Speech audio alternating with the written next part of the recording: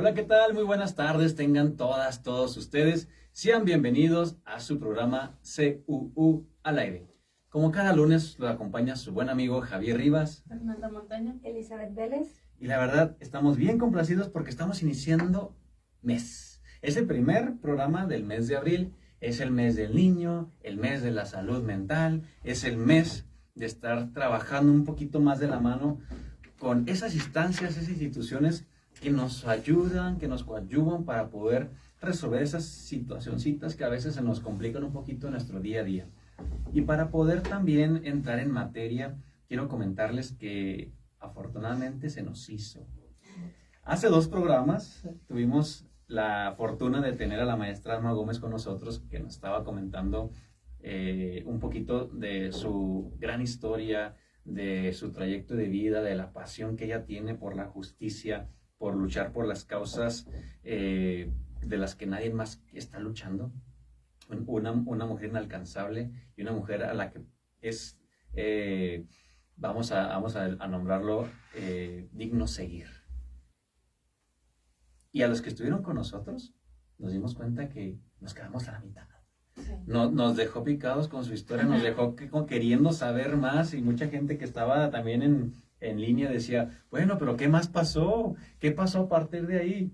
Y así fue como la maestra, no sé cómo lo hizo para poder ajustar su calendario, pero de nueva cuenta está aquí para concluir, para poder terminar de contarnos su gran historia. Maestra, bienvenida. Ay, pues muchas gracias. No, hombre, la verdad nosotros estamos complacidos de poder contar con usted de nueva cuenta y seguir con esta gran trayectoria que ha tenido durante tantos años. Y sobre todo, hay una pregunta que nos gustaría mucho que nos contestara, que acá Fernanda la ha estado maquilando, pero eso lo vamos a dejar así como pendiente para crear suspenso. Ya me asustó.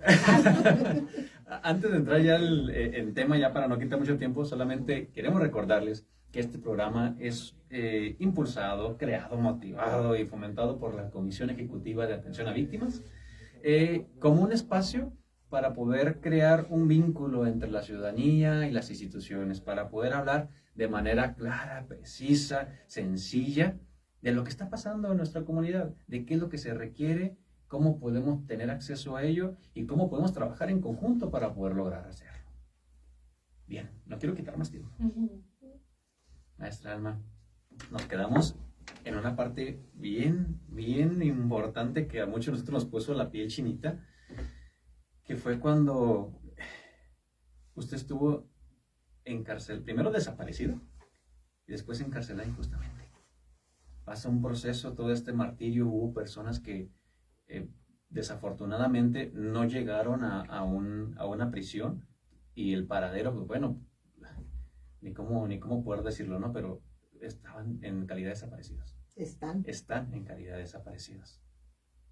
Usted, por azares del destino, porque Dios es grande, por lo que ustedes y los que nos escuchan quieran creer, llegó ahí, pudo salir después de una lucha, ahora sí que gigantesca, y una fe inalcanzable también de su familia, que no quitaron el dedo del renglón hasta que la encontraran y que pudiera regresar a su natal Chihuahua. Así es, pues fue un periodo difícil, pero bueno, finalmente pues pude salir de la cárcel y regresar a Chihuahua. Recuperé mi plaza como maestra. Y en esos años, la sección sindical del sindicato de maestros, la sección 8ª, era la única sección en el país, vamos a decir, democrática. Lo demás estaba muy controlado desde el Comité Nacional.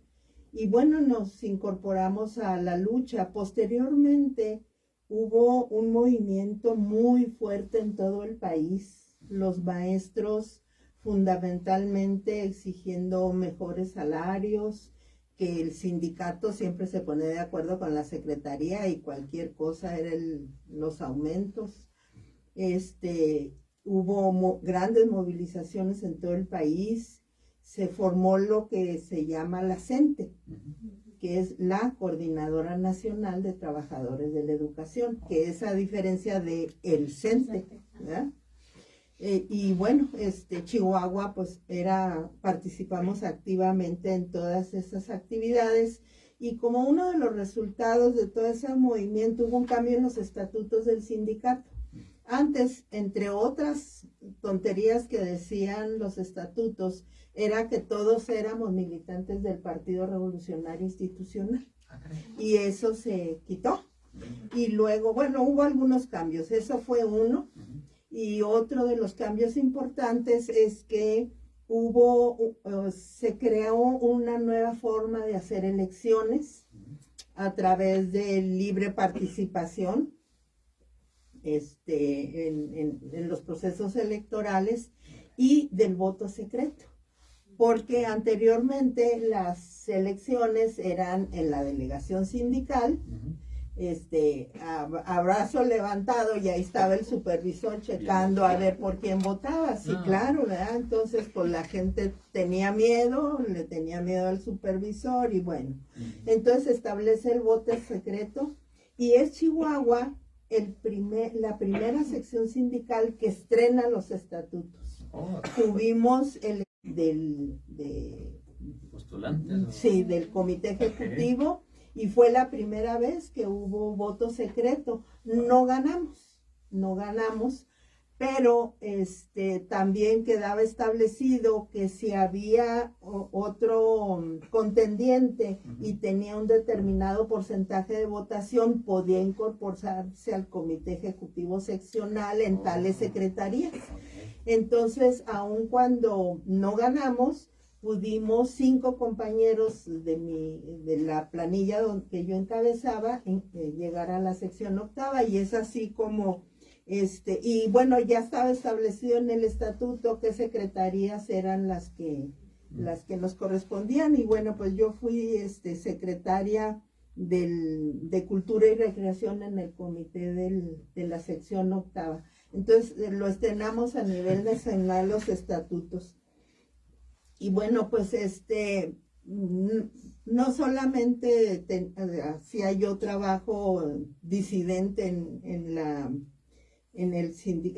sección octava del sindicato, sino empecé, bueno, llegando de México, me incorporé también al Comité de Defensa Popular. El Comité de Defensa Popular en esos años era una organización pionera en el país en lo que se refiere a la lucha por la vivienda. En esos años, mucha gente del campo se vino a vivir a la ciudad, pero venían a vivir en vecindades, arrimados aquí, o sea, con muchos problemas. Entonces, esa gente se organizó, se localizaron predios que tenían dueños, los grandes acaparadores, los más ricos de aquí, dueños de grandes extensiones aquí alrededor de la ciudad, y entonces las invadíamos. Íbamos y nos metíamos, se repartían los terrenos, y luego... Y fíjense que no eran terrenitos, eran de 10 por 20. Luego veo algunas casas, sí. No eran terrenitos. No eran terrenitos, porque si en esa época más o menos construyeron muchas casas de Infonavit, y eran una cosa chiquita y otra arriba, y muy, muy reducido, ¿no? Pero no, la primera colonia aquí en la ciudad de Chihuahua que se invade es la colonia Francisco Villa. Cientos de familias claro, había solamente una condición: irse a vivir. Porque si era alguien que no tenía tanta necesidad, pues no se iba a ir a batallar, ¿ya? Entonces empezaban con casitas de cartón, y compraban unos bloques y hacían un cuarto, y entonces la gente fue construyendo sus casas.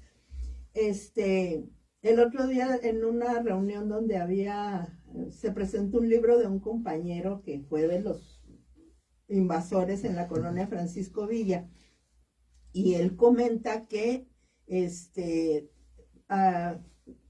fueron 22 colonias las que se fundaron aquí en la ciudad de Chihuahua. La 2 de octubre, bueno, la Diego Lucero, muchas colonias, 22 colonias, ese fue el mecanismo. Y entonces en otras partes del país se empezó a hacer lo mismo, principalmente en Monterrey, al principio, ¿verdad? Y en el centro del país. Y luego ya fue un movimiento inquilinario en todo el país de la gente por su vivienda. Y luego, bueno, pues había que garantizar que la gente que llegaba con sus hijos, pues hubiera escuelas. Entonces, bueno, pues escuelas no había, porque, pues, pero también se apartaba siempre terrenos para que hubiera una escuela y luego con jóvenes voluntarios y con algunos que éramos maestros orientándolos, se armaban las escuelas. Entonces, todos los miércoles teníamos comisiones en la Plaza de Armas. Las comisiones eran de las colonias para el agua, el drenaje, la luz, las escuelas, los maestros, etcétera, ¿no? Entonces era todos los miércoles ahí estábamos tocando las puertas de las autoridades para los servicios, para esto y lo otro. Y así fue como se fueron construyendo.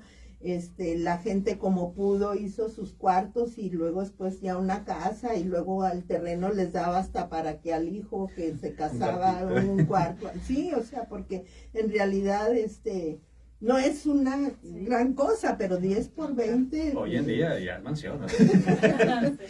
Entonces, bueno, pues yo trabajaba en la colonia Francisco Villa y luego posteriormente me fui a la Diego Lucero, ahí fundamos la primaria Ignacio Rodríguez Terrazas.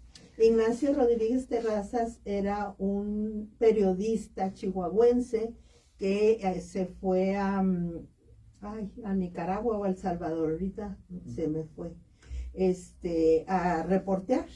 Y allá murió en un hecho que hubo ahí, pues no, él no fue iba a cubrir periodísticamente la lucha en el país, pero falleció allá. Entonces la escuela le pusimos el nombre de Ignacio Rodríguez Terrazas y ahí pues prácticamente ahí trabajé en la colonia Diego Lucero. Y desde luego en la colonia Villa, aparte de las primarias, hubo terreno para la secundaria y se hizo la secundaria, y es la secundaria Genaro Vázquez. Ahora los primeros de febrero estuve en Guerrero invitada por el 53 aniversario de la muerte de Genaro Vázquez y les llevé una presentación donde cómo en esos años las calles de Chihuahua y las escuelas y los centros comunitarios adoptaron el nombre de los revolucionarios, de los rebeldes de la patria en esos años, ¿no? Lucio Cabañas, Genaro Vázquez, los compañeros que murieron en Madera, los del Triple Asalto, la colonia Che Guevara acá en el centro de la ciudad, etcétera. Entonces, cómo todo eso se reflejó, ¿verdad? Y bueno, la secundaria se llamaba Genaro Vázquez, ahí trabajé principalmente en la preparatoria, porque pues yo trabajaba en la mañana en la primaria y luego iba a la noche en la prepa, aunque también trabajé en secundaria. Entonces, bueno, pues desde que llegué yo de Chihuahua, de México, hasta 1988 estuve en el Comité de Defensa Popular.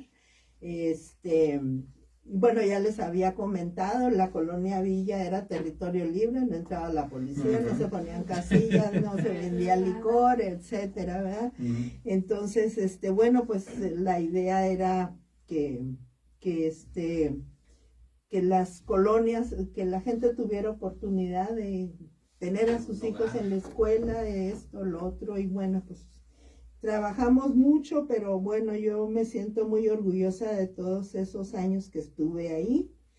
Luego, bueno, pues yo seguí militando en la disidencia del sindicato, y por allá en el año 94, cuando hay aquella crisis bancaria muy fuerte, que la gente no pudo pagar sus propiedades, entonces, originalmente aquí en Chihuahua el movimiento empezó en el área rural con los campesinos que tenían acceso a préstamos que del Banco Rural de aquí y de allá, y luego levantaban su cosecha y pagaban, y siempre pagaron, pero llegó un momento en que las deudas eran impagables. Los intereses. Sí, los intereses sobre intereses, que se conoce como, es el término legal es anatocismo, que estaba prohibido y sin embargo lo hicieron, ¿verdad? Entonces empezó en el campo, pero luego también aquí en la ciudad la gente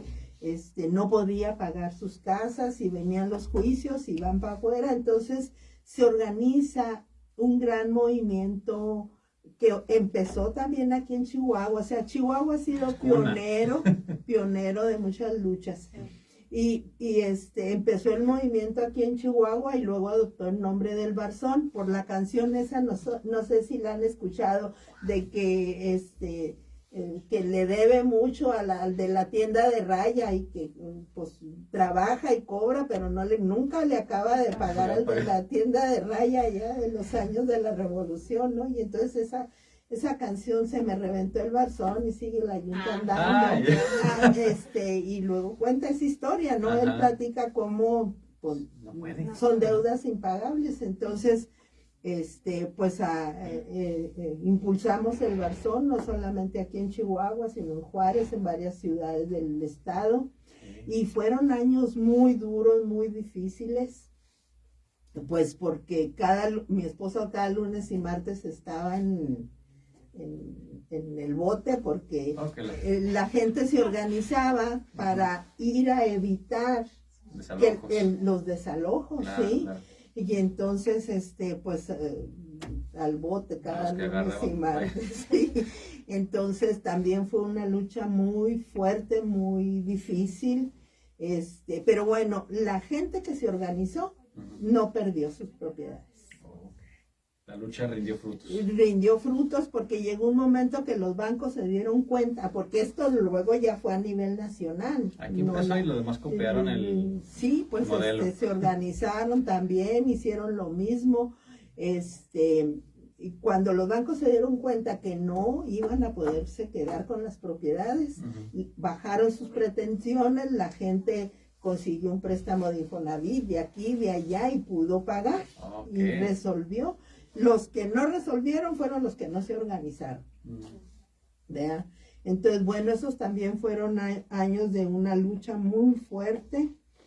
Y en 1997 había varias organizaciones defensoras de derechos humanos, que en ese entonces no nos llamábamos así. Esto fue algo que después, cuando nos dimos cuenta que éramos defensores de derechos humanos,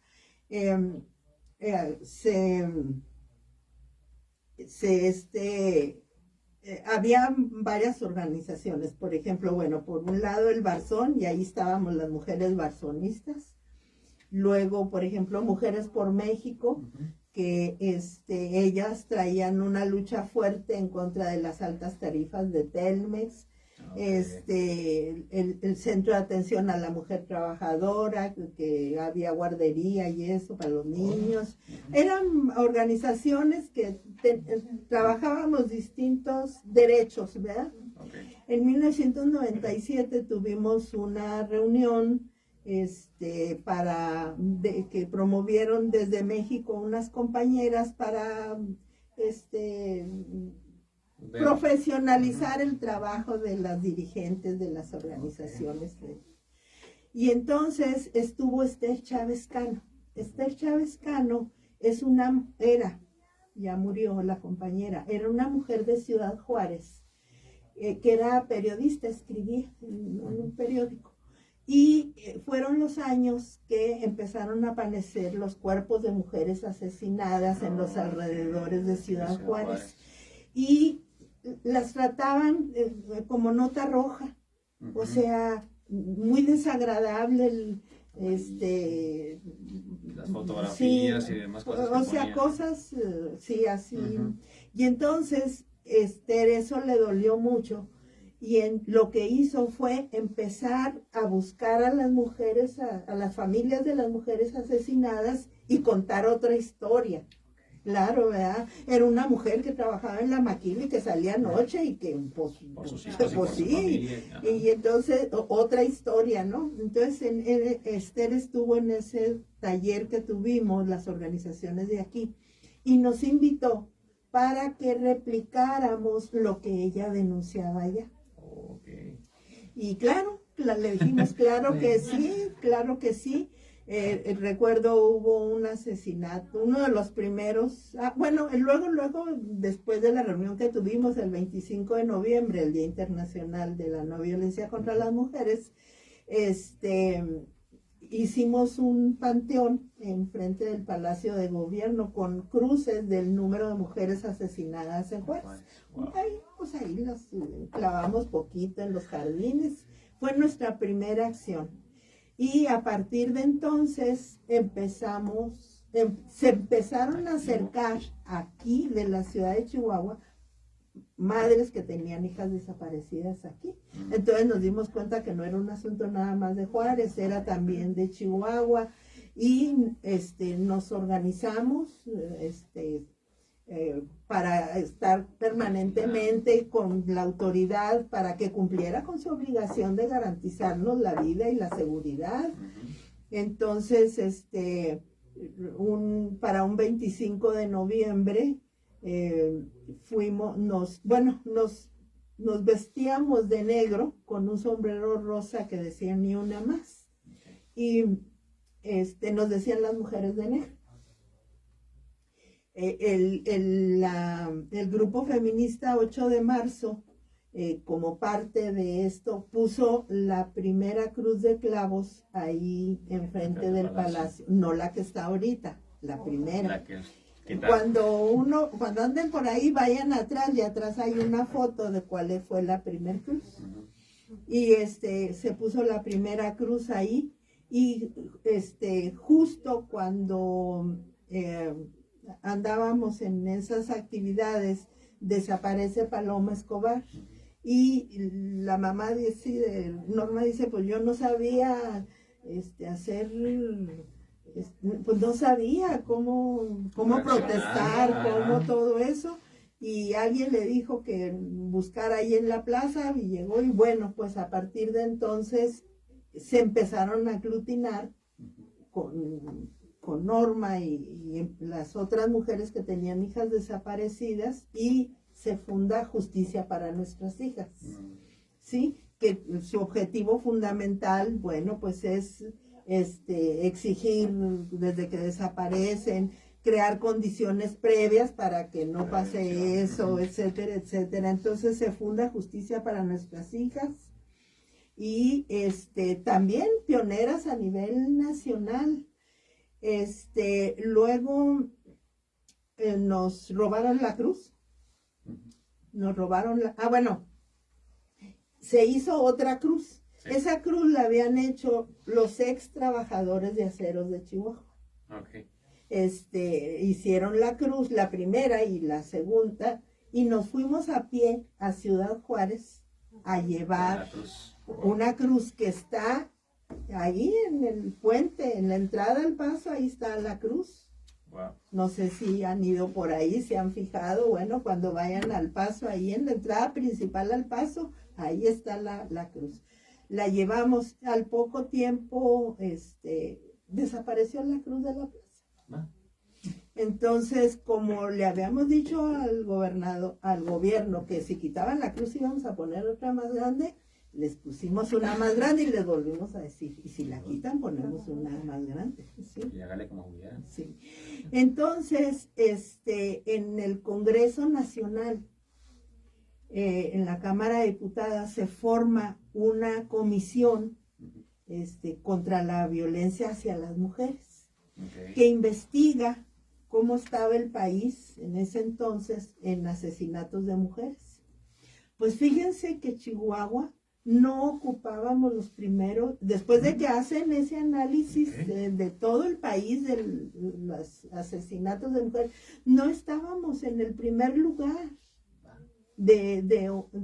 bueno, no, todavía no les llamábamos feminicidio, no usábamos eso, después nos enseñó Marcela Lagarde que así ese era el término correcto, pero de las muertas de Juárez, que era de lo que se hablaba, ¿no? Sí. Entonces, y bueno, ¿cuál es la diferencia entre Chihuahua y el resto del país? Que aquí hubo un movimiento de mujeres que lo hizo visible. Y a partir de entonces, pues ya empezó a permear. Sí, ya, todo esto fue, no que fuera creciendo los asesinatos de mujeres, sino la atención a la problemática, ¿verdad? Entonces, y bueno, después hubo había muchos cuerpos sin identificar. Y familias con mujeres, desaparecidas. Entonces, las familias no le tenían confianza a la autoridad, porque desde el principio, lo primero que hicieron desde el principio fue culparlas. Ay, pues es que andaba muy rabona, tenía muchos novios, y quién sabe qué, pues usted no la cuidaba o la regañaba mucho y por eso mejor se... nada más, Entonces, pues todo esto hacía que la gente le perdiera la confianza a la autoridad. Entonces incluso se empezó a hacer los estudios de ADN para la identificación, pero aquí no había laboratorio, se tenían que mandar a México y la gente no tenía confianza. Entonces, parece un grupo de personas de Estados Unidos organizaron 3 caravanas que salieron de Canadá a Juárez por distintas rutas y venían en las ciudades que venían pasando denunciando lo que estaba pasando aquí. Wow. Entonces fue una campaña internacional terrible, ¿verdad? Entonces cuando llegamos poquito antes, pues nosotros queríamos que hubiera alguien que interviniera en las identificaciones. Pues bueno, todavía no usábamos internet. No llegaban esos entonces. No, los teléfonos no estaba tan fácil. Entonces supimos que había un equipo argentino de antropología forense que se había dedicado a trabajar la identificación, más bien exigirle a la autoridad también la identificación pero estos eran por motivos políticos, ¿verdad? Okay. Y sabíamos que existía y que la invitaban a varios países, a comisiones de la verdad, a cosas así, pero pues Argentina estaba muy lejos y por cómo nos comunicamos. Bueno, en fin. Vamos a tener que pausar otra vez. Se nos fue el tiempo, pero volando. Nos falta la parte de cierre de su historia y la pregunta tan importante que tenemos de este lado. Ya nos acabó el tiempo. Muchísimas gracias por seguir contando esta historia. La verdad, seguimos nosotros con el ojo cuadrado, aprendiendo de lo que nos está diciendo y de toda la historia que ha acompañado a usted o que ha motivado desde aquí del norte de México, sí, al resto de nuestro país, pero ahora que nos cuenta es a un ámbito internacional. Entonces nos está dejando ya con más preguntas, con más ganas de conocer qué más está sucediendo, qué pasó a partir de ahí. Si me lo permite, la volvemos a invitar para seguir con esta tercera parte de esta gran historia. Y es así, todos lo sabemos. Cuando es una gran historia, cuando hay una carrera de vida con tanto, no se puede contar en tan poco.